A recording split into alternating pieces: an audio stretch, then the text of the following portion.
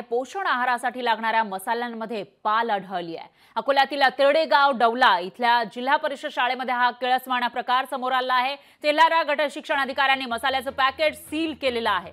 तर मसाल्याच्या पॅकेटमध्ये अशा पद्धतीने पाल आढळलेली आहे। त्यामुळे इथल्या मुलांना पोषण आहारामध्ये मसाले दिले जात आहेत की पाल दिली जाते असा सवाल या ठिकाणी उपस्थित होतोय। मसाल्याच्या पॅकेटमध्ये पाल आढळल्याने एकच खळबळ माजली आहे। दरम्यान हे पॅकेट तिथल्या गट शिक्षण अधिकाऱ्यांनी सील केलं आहे। त्यामुळे या प्रकरणामध्ये आता नेमकी काय कारवाई होणार ते बघावं लागेल।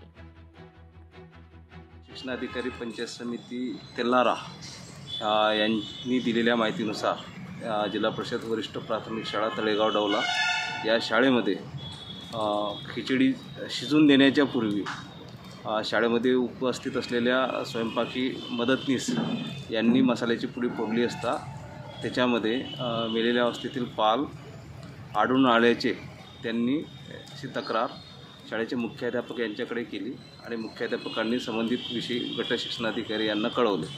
गट शिक्षणाधिकाऱ्यांनी तत्काळ शाळेला भेट देऊन झालेल्या प्रकाराची चौकशी केली आणि त्याचा उपस्थितांसमक्ष पंचनामा केला। त्याच्यानंतर सदर प्रकरणी वरिष्ठ कार्यालयास अहवाल पाठवण्यात आलेला आहे।